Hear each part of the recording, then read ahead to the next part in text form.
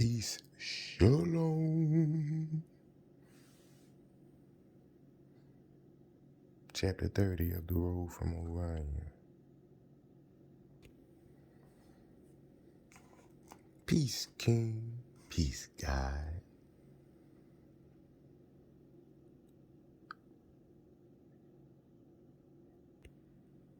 Please don't forget to like, comment, or subscribe, or all three.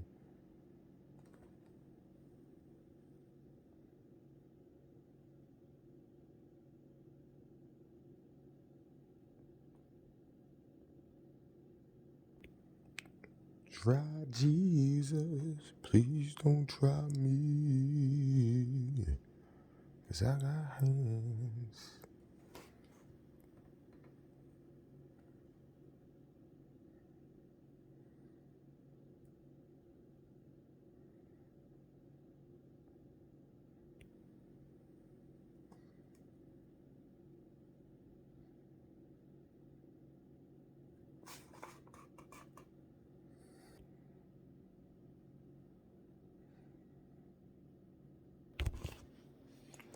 Then I looked, and lo, on Mount Zion stood the Lamb, and with him 144,000 who had his name and his father's name written on their foreheads. Revelation of John 14:1. The blazing lambda head opened its vile mouths to devour us, and the first sensation I experienced was one of terror, absolute disgust, revulsion, the same feeling I had when the mountain lion lunged at my throat, but I forced myself forward knowing that I was still holding on to my human perceptions, my material desires, my dark love for the human form. So I steadied my soul, resolving to let the hallowed memory of my material form pass into the morass of time. It was like waving goodbye to oneself. Even though this was difficult, it had to be done so I could take the only genetic pathway that would save me and Doppelganger from being recycled in the chemical reactive furnace of the whole cell hell. Yes, now that I was dead, I had no doubt that Lucia's motto was valid. With the intention of determining my future by thought, not senses or emotion, I convinced myself of the truth that being cannibalized was simply the chemical bonding of my immortal part of the lambda DNA. The act of crossing over would catalyze my transfiguration into a sun god, so I could replicate into a viral human species inside the whole cell.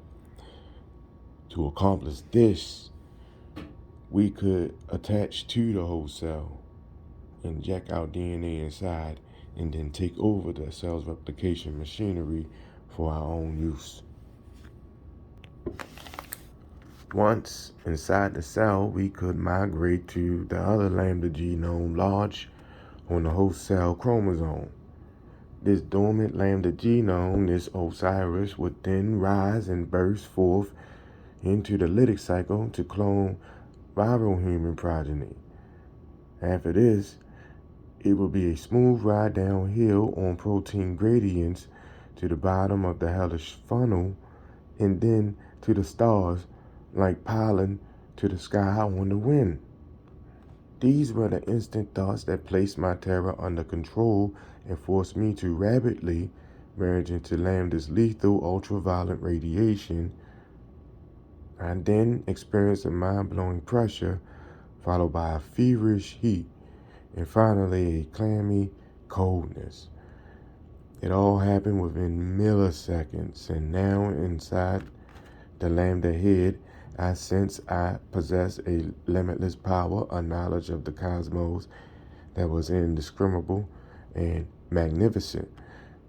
I quickly searched the fortress of ice and found the chromosome's throbbing center, the non-essential region controlling the lysogenic phage properties. Immediately, Doppelganger and I disabled the C1 gene, otherwise known as Seth, by sinking into the gene site, which sucked up like quicksand. Then we quietly inspected the long lambda chromosome. Double-stranded and linear, it was 48.5 kilobytes in length and complementary 12 base overhangs at both of its 5-foot ends. These sticky 24 coherent base ends would circularize and bind the DNA together after we entered the host cell hell. It was also obvious that there were 7 operating command posts called operons and controlled 2 different viral lifestyles, lysogeny and lysis. Because we had inactivated the 1 protein, or the C1 protein, we were now on target for the lytic pathway, which would result in the resurrection of Osiris and the birth of thousands of viral human progeny. Of course, this would also cause a certain amount of host cell destruction and other chemical reactions, but not complete cell death, for we were a mutant strain of lambda that would not kill the entire cell. The lambda DNA was impressive, but I was more impressed with my new consciousness, which had deepened to a perceptual level that was at once primordial and non-local. By non-local, I mean that we were everywhere, ubiquitous, essentially whole. We were heirs to eternity and lords of magic with power over death and the 4 winds in the starry heavens. Because we had bonded to the sun god, our recombinant DNA would save Osiris by activating the lytic pathway. Like a small sailing ship, our DNA template would ferry us into the host cell to further viral human progeny. Accordingly, I had no problem attracting other molecules to me, so I calmly observed myself assemble into a supermolecule of 9 molecular forms, what the Egyptians referred to as the Great Ened. I was the captain of the solar ship of molecules, and I had no intention of grounding my ship. I soon learned from the molecular crosstalk that the crew had come from Orion, and we were now going backward in time. We were going back to the early universe. I settled in for the journey, keeping an eye on everybody. On this ferry boat to hell, there was one lovely ensign arrayed in a kind of blue that was indescribable, and I soon recognized her as a goddess, or as the goddess Isis, the lactose nutrient for our recombinant species who, like us, would penetrate the whole cell. I watch her make herself comfortable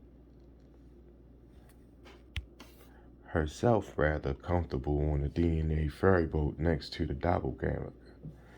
We soon heard a guttural sound, as if someone was going to spit, and the whole chromosome of DNA slid forward out of the lambda head downward down a watery channel that we soon perceived as the hollow lambda tail, getting ready to attach to the whole cell.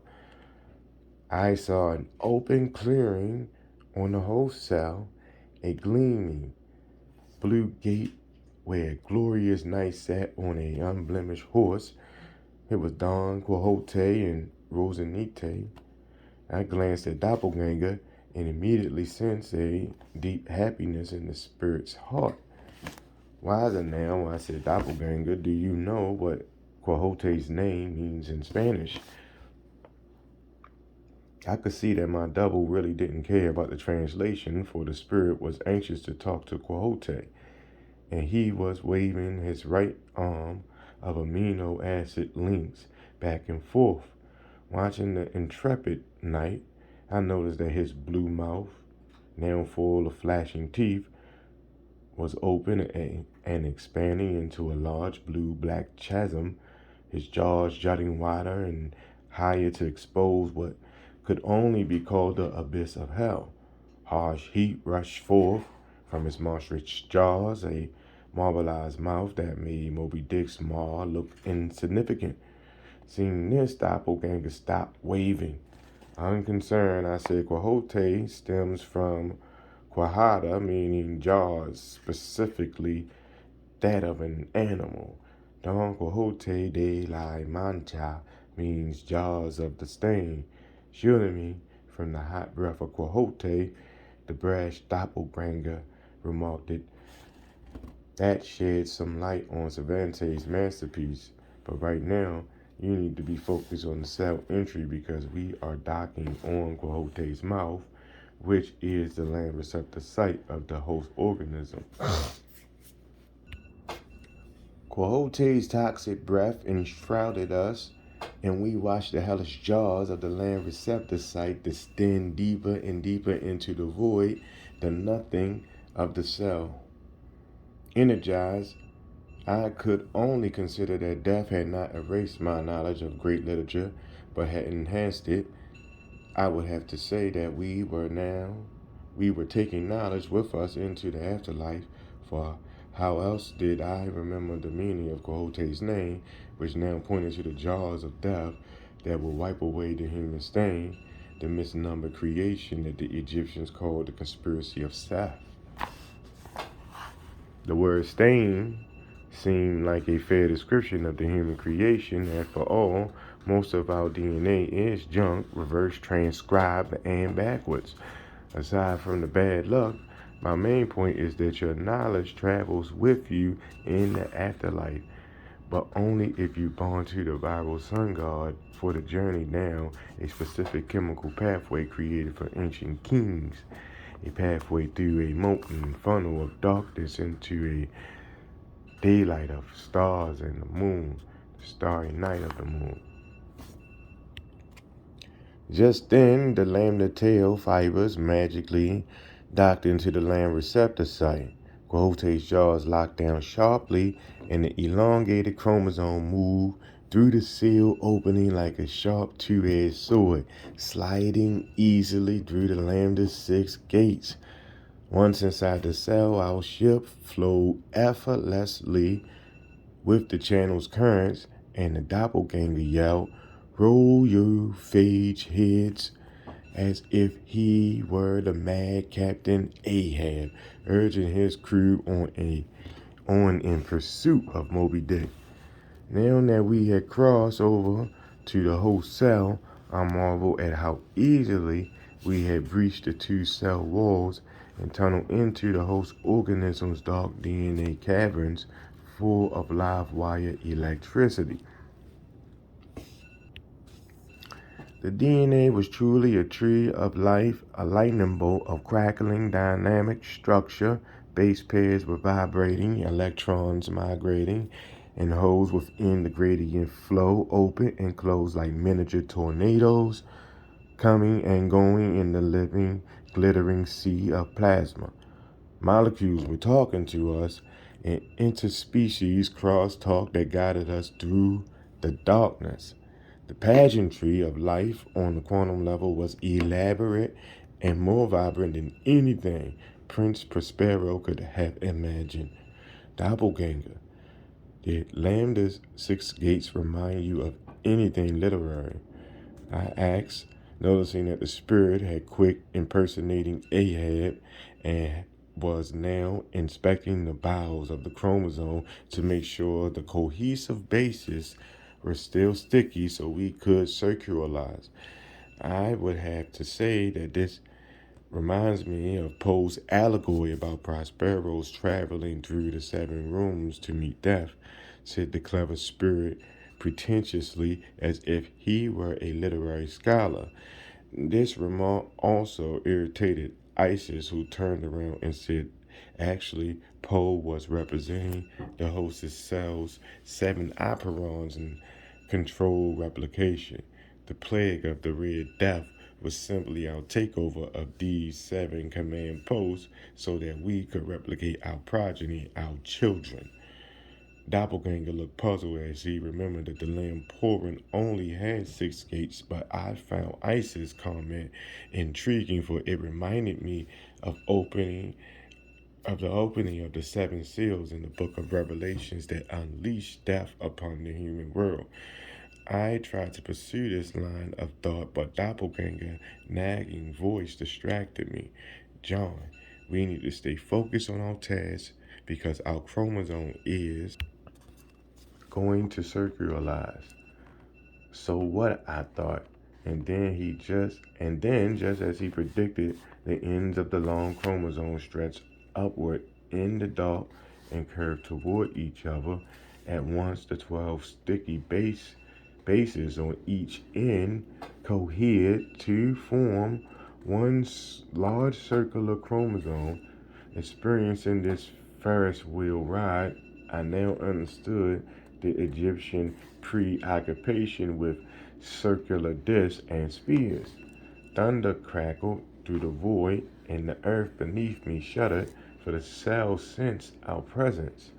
Doppelganger whispered that Thoth was the coming to the copy the lamb genome for viral replication, and sure enough, Dolph arrived in the dark with his tablet and pen ready to go. His role was essential to our success because of the polymerase for transcription. He would redirect the cell to become a factory to produce the human viral species.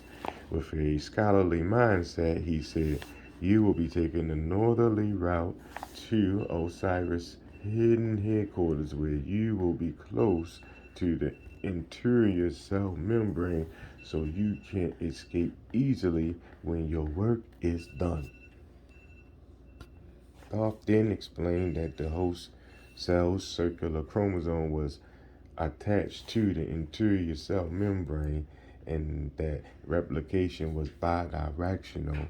That is, there were 2 ways to copy information to make protein for the new species. He stressed that we had to take the wider path, which was a northerly route to the LAC-Z gene where Osiris rested.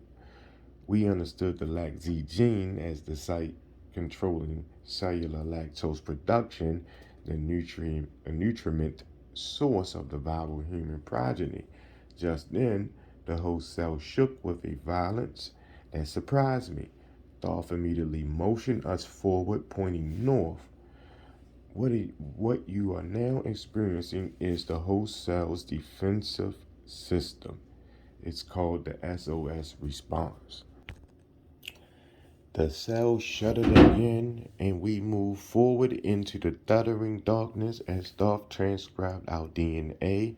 The light from within our DNA molecule pulsed like lightning as we floated along the waterway, passing molecular spirits along the banks that wailed as we left them behind.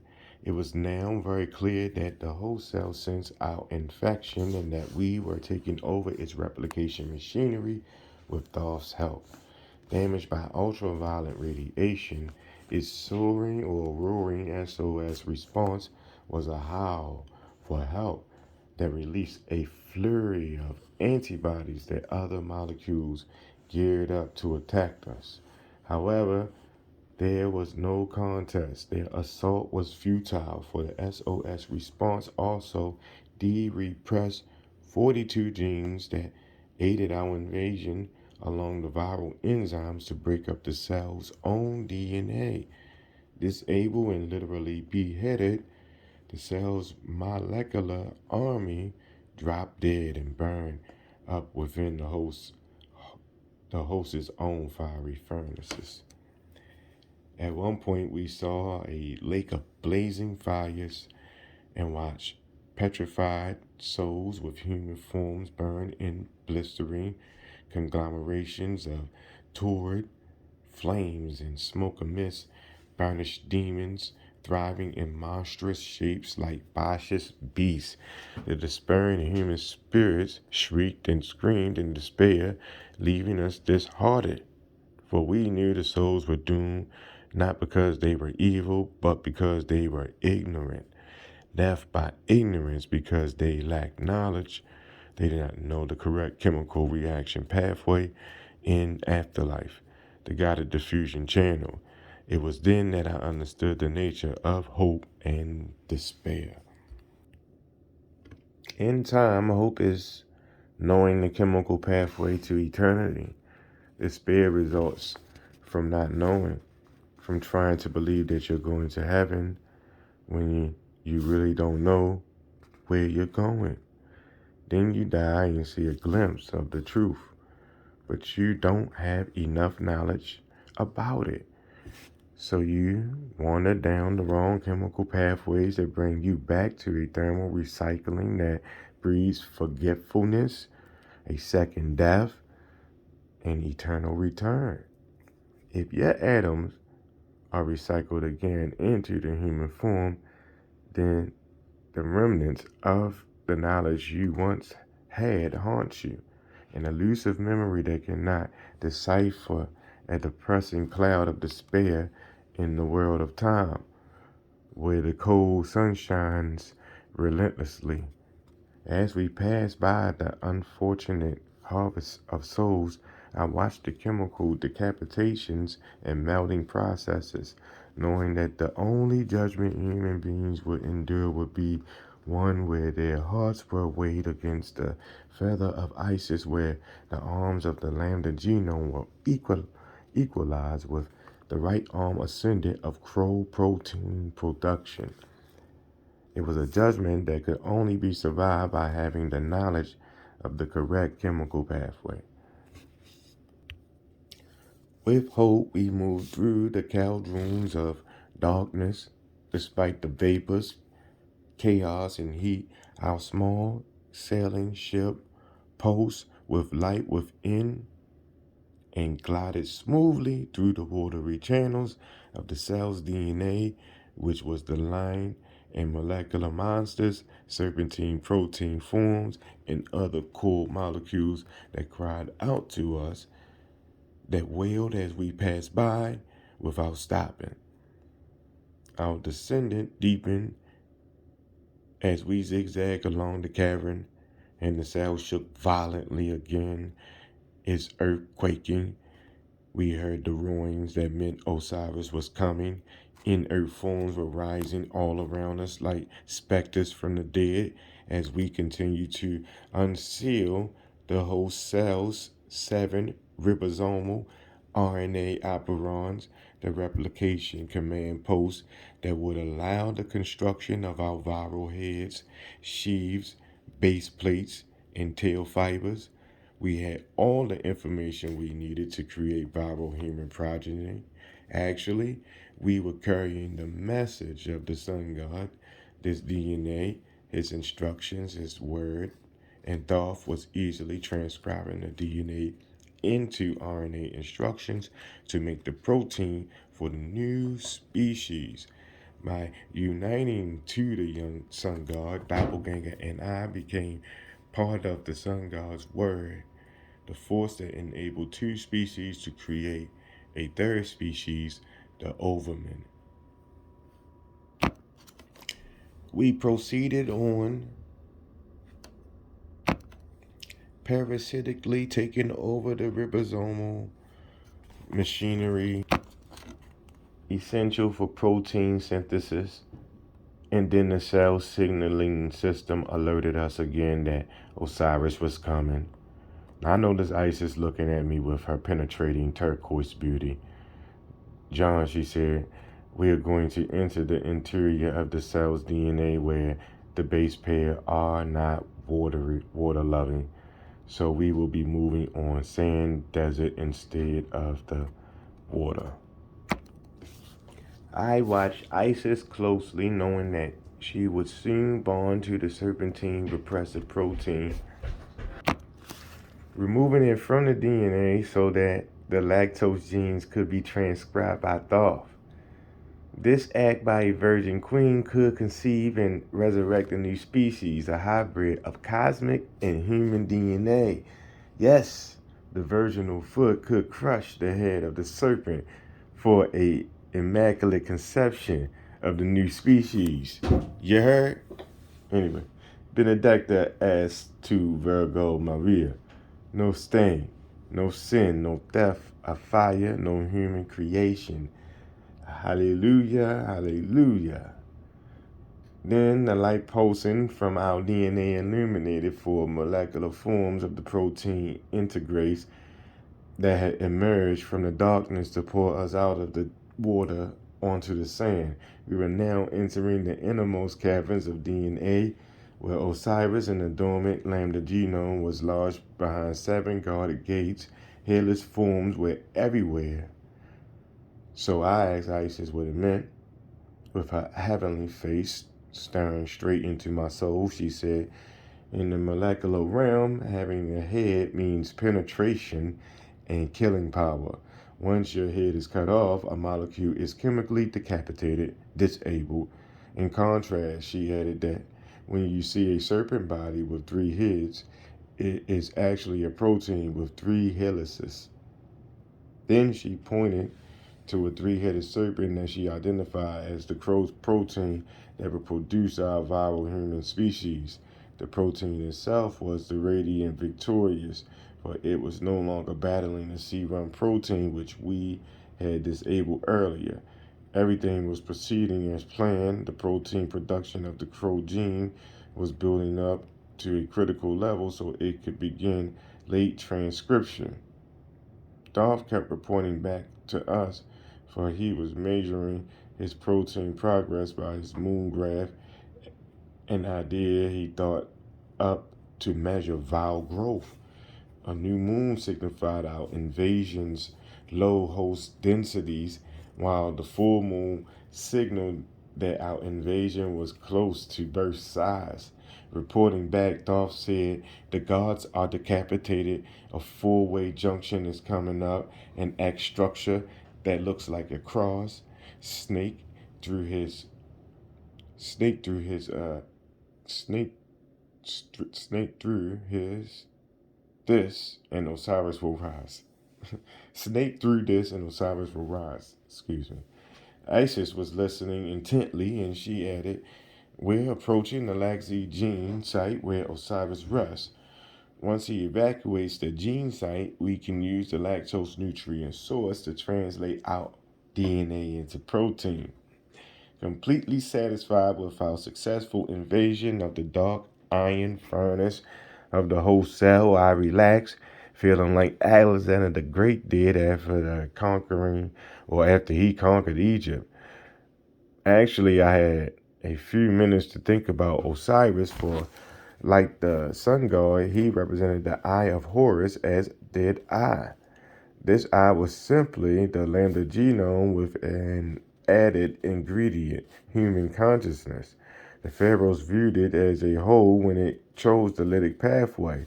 The other lysogenic pathway resulted when lambda lodged its genome into the host cell to produce the planetary human creation, the stained DNA that was junk. Suddenly, my musings were interrupted by low rumbling that sounded like the thundering hooves of a distant army or on horseback, and Doppelganger yelled, Osiris is coming. The ground then shook terribly as a sharp crackling noise exploded around us. In the darkness, I could almost see a grisly form growing, a grotesque black shadow that was lurching everywhere, writhing, snaking toward us with a tremendous spasm of speed that left me breathless. And then I saw it close up, whirling, spinning with a fury that was unimaginable, his heart pounding at thuds, bursting into mad disorients, a squealing rage that weakened me, disembodied. The chromosome stretched us like an elastic string, in opposite direction. In a panic, I struggled to dislodge myself from the DNA template, but I was stuck, and then Dolph approached me knowing that this was the first time I had been on the lytic pathway. With a confidence I found conceding, he said, "Don't worry about this change. We're just shifting into a different form of replication called rolling circle. Think of this as a scroll or a roll of toilet paper unrolling. We're locking into a positive feedback loop on the host chromosome that will produce an army of viral heads and tails. The thick darkness was beginning to disappear as if someone had pulled back a gossamer veil to reveal the imperishable stars of the winds of heaven. But still mystified, I said, I thought Osiris was coming. Where is he? Thoth was patient, understanding that truth becomes. He said, this is Osiris. This is the activity of the eye of Horus. It is rapid vegetative viral reproduction. The positive feedback loop is Osiris bent backwards into a ring of viral creation on the circular host chromosome. Osiris is the lord of millions of phage progeny. Shocked, I watch a rolling circle replication spit out its new creations going round the host chromosome at a rate of production that was appalling. It reminded me of Cervantes' fulling mills and the nymphs' grindstones next to the door's age and the distorted stone. And so I remained more than human as time moved into timelessness. Then I saw three friendly horses, their heads and tails ribosome in palms, and they flashed before me like onyx, carnelian, and golden diamonds. Fascinated, I immediately recognized the mighty Buphalus, the stud horse, man o' war, and the gigantic Trojan horse. In a translucent space beyond these three immortals was a pale white horse bearing a dazzling black knight holding an infant, and its name was Death. Thank y'all for coming out. God bless you. Good night.